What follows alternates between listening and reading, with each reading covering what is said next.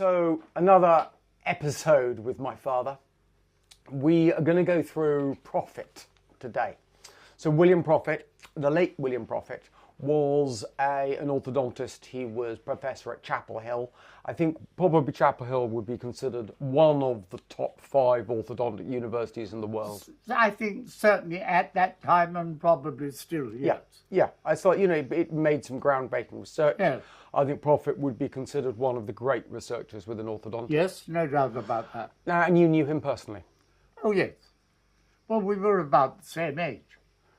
Cool. And I'd known him for a long time, met him at meetings. So you knew him before he became the professor at Chapel Hill? He might have been a professor by then. Well, I didn't meet him until we were probably both in our 40s. Okay, so where did you meet him first? In Europe, I think, at a meeting. Yeah. And what sort of, did you have a good relationship? Well, yes, he was the thinking man, and I enjoyed the way he thought.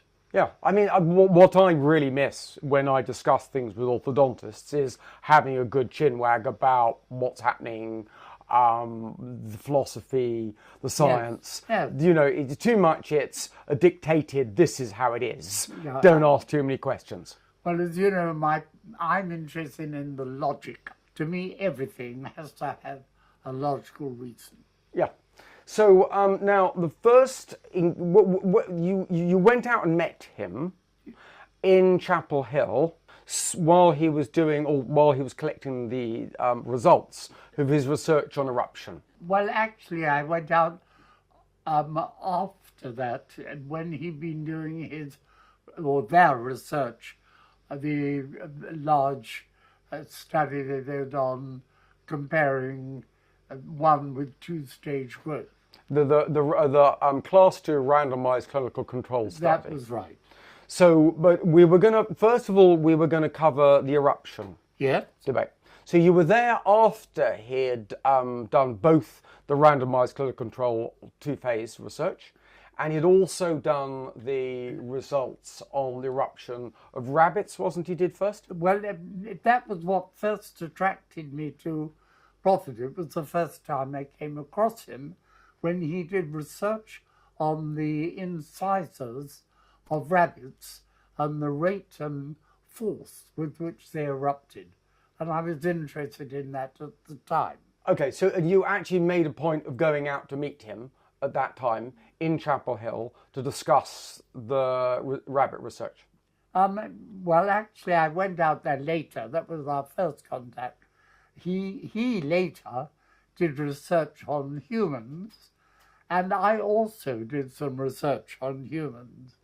I was interested in the eruption rate and the power, and I found that a human tooth erupts around about 1 gram, a little bit over perhaps. He then was researching humans at the same time, but he was actually interested in the relative rate of eruption in relation to the loads, so that if someone was biting hard or soft, whether it affected the overall tooth eruption.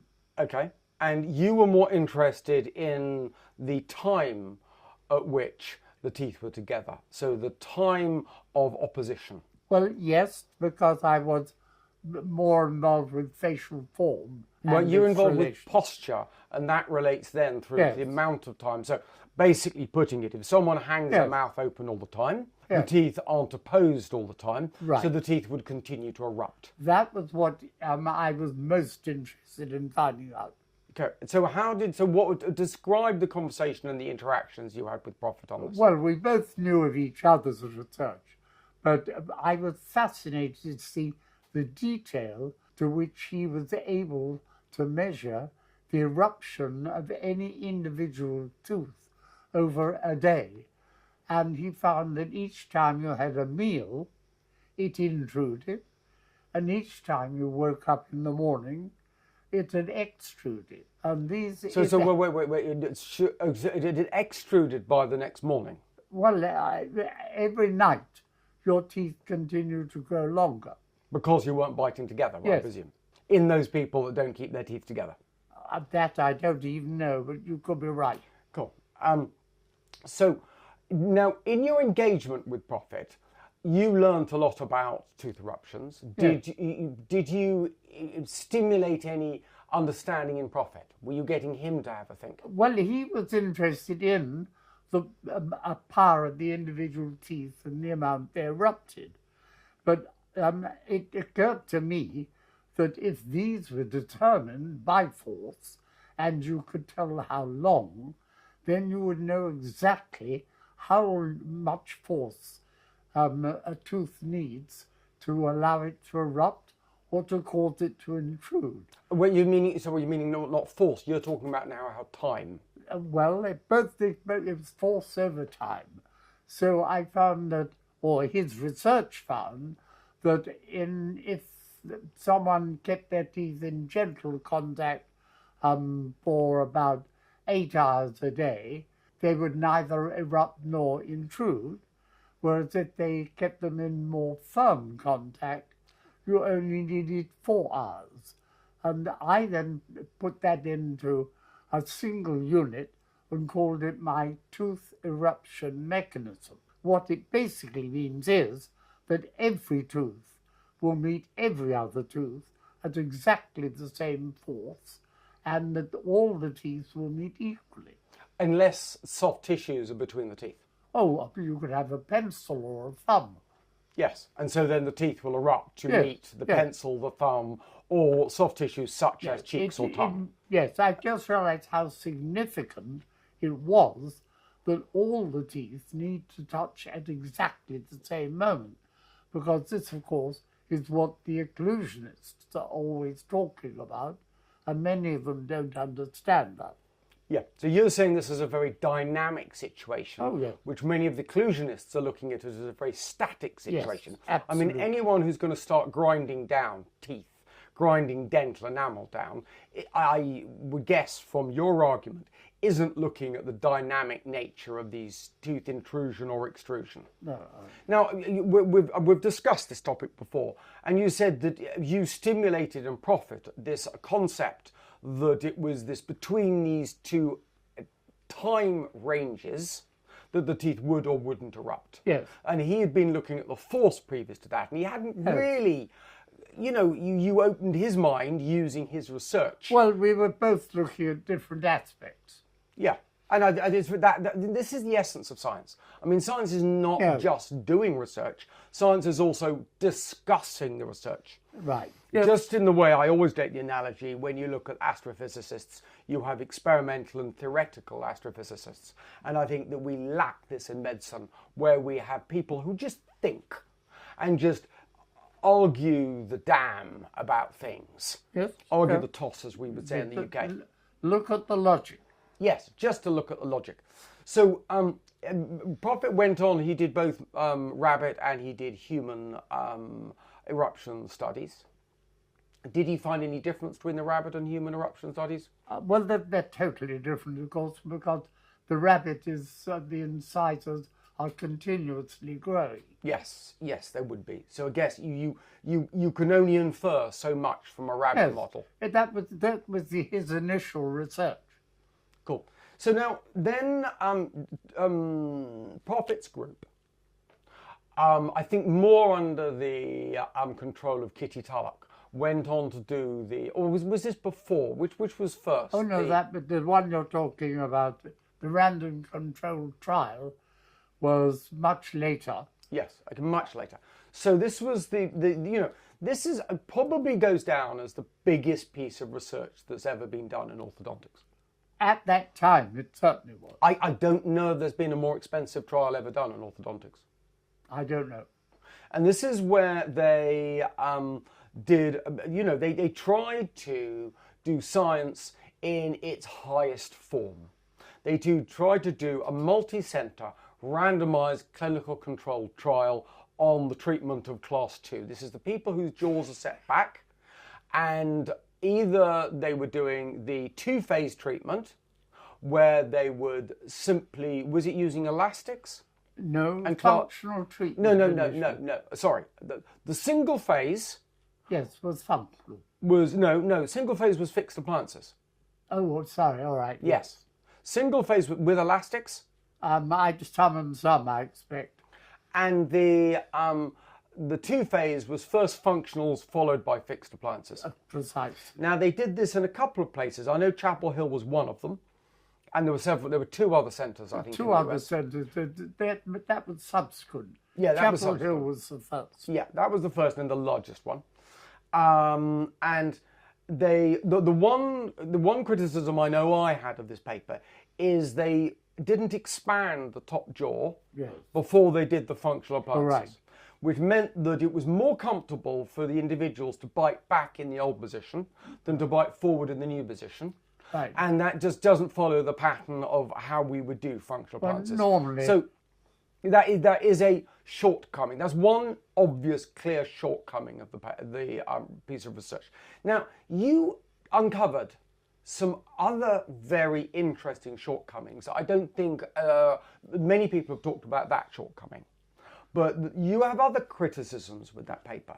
And that's regarding how things looked at the end of the functional phase. So randomized group, half of them didn't have two phases of the functional phase, and half of them did have the functional phase. Now, you make a very valid criticism on this. Well, it was incidental. It was that the researchers found that the children who were receiving the functional treatment were progressing much better than those who were the controls. And so they considered the ethical question of whether they were entitled to withhold treatment from the controls, when it was obvious that the children who had functional appliances were doing very well. They were some and some, of course. Some did brilliantly, some of them didn't do so well. But they still considered that perhaps they should tell the patients who were not receiving treatment that they ought to have it. But they withheld that in the end. They overcame their conscience, as I put it, and the children were not treated just as well because the study wouldn't have taken place. So, and your real criticism of the paper is that they then went on to apply or give fixed appliances to all of the patients. There was no control. There was no group that had functional appliances that didn't then go on to have fixed braces. You're quite right, which in my view rendered the whole paper useless. Because they all had, you would say, the negative effects of the fixed appliances. Well, the very, very powerful effects of the fixed appliances. The fixed appliances are so powerful that they eliminated any of the differences that have been achieved with the functional appliances beforehand. They were used in violators. Yeah. So basically, you negated the benefits they gained from the functional appliances, and then all groups were basically channeled down the same path, which then damaged the outcome of the study. Well, they all finished up the same. Yeah, and that's what the study finds, that they did all end up the same. And you did want to raise the issue of root resorption. Well, it was actually mentioned by Bryn, who was one of the members of Kitty Tulloch's research group. It was hardly mentioned in the paper itself, which amazed me, but Bryn measured the effect of fixed appliances on the length of the roots. He found that the patients who'd been treated with functional appliances beforehand only had a 5% root resorption, a really very small amount. But all the patients who were treated by the fixed appliances had 20% on average root resorption. That is a huge difference. Yeah, that's a huge difference. And there's no rational reason. Just because they had functional treatment beforehand, they only had 5% resorption, whereas if they went direct to fixed appliances, they had 20% resorption. That is a big difference. So we can't say they ended up exactly the same, because there were some hidden hallmarks as to what treatment sequence they'd had. Yes, and what is more, they were not mentioned in the findings. Well, no, because I think this is the impression I get from the paper, knowing the individuals. I've met Kitty Tulloch. I never met Proffit, and multiple people within this group, that the bias was towards fixed braces. The bias was against functional appliances, and that does, I'm sure that paints slightly this whole research project. I don't want to. I think people underestimate the damage that fixed appliances do to the roots. I mean, the research clearly shows that many people suffer a lot of resorption of their root, that the teeth probably are lost 5 to 10 years early. Now, I think that is very significant, and yet very few orthodontists tell their patients that they're going to lose their teeth 5 to 10 years early. A lot of people claim that you're really incendiary. You're alarmist. You're raising unnecessary concerns. And I think that, it's really important, and I will come back to anyone in the profession, that I think what we should really be doing is discussing these issues, because they just need discussion. These issues aren't being discussed. I'd love to know from an endodontic perspective what the implications of losing the tips of roots, because we talk about an apical constriction. If you're going to do endodontics later in the life of a tooth, you need the tip of the tooth for the root of the pulp chamber to get a little bit narrower, so that you can do a good root filling. Now, I would presume if you've got 20% root resorption, then you're not going to have this apical constriction. So this has deep implications for endodontics. However, of course, orthodontics is mass orthodontics, shall I say, is a relatively new concept. We've not done it for long enough for there being to be a lot of people getting old enough to require a lot of root fillings. Well, I think the real problem is not that they need root filling, but that they lose their teeth early. Now, of course, the orthodontists do not relate that to their treatment, and nor probably to the patient. The patient does not realize that they're losing their teeth 10 years early because they had fixed orthodontic appliances. In one particular case, I played lots of tennis in my youth. My tennis partner was an attractive young girl in her mid-20s. And one day she said to me, "John, my front teeth are feeling loose." I said, "Oh, really? Well, I'll have a look." I took some x-rays, and I was horrified to see that the roots were about this long. And this was a 20-year-old girl, and it was directly because she had had fixed appliances in her youth. Now, the disaster for a 20-year-old girl to lose her front teeth, and the orthodontists, I don't think, take this seriously. It's not common, but it does happen. Because they would argue that they are warning people about this. They say there is a risk of root resorption. If there is, they then stop treatment. But they do not warn them they're likely to lose their teeth 5 to 10 years early. So I think that, again, what you're saying, and this has been the hallmark of the criticism against you, is that you're saying alarmist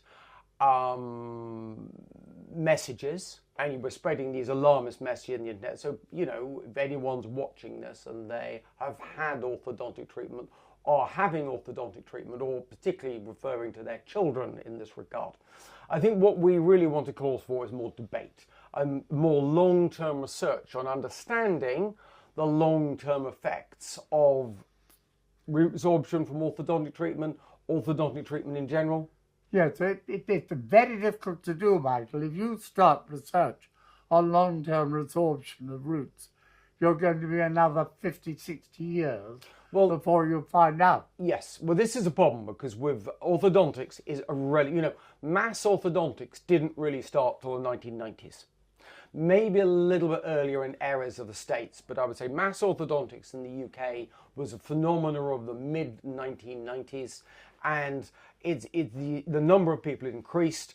I'm interested to see there's this huge increase in adult orthodontics, and it would appear to me that most of these people having adult orthodontics have had orthodontics as children. This has relapsed, and I would imagine that if there is root resorption, this is going to be a compounding effect.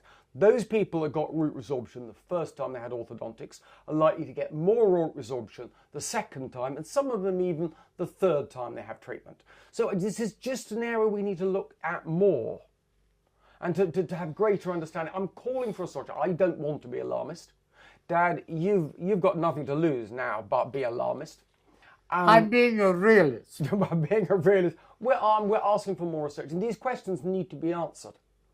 And it's important to have people, however alarmist, come forward and say their views, have those views aired, and have proper scientific engagement rather than just wanting to close arguments down, which has been too prevalent in the history of our profession. In my speciality, I am an orthodontist.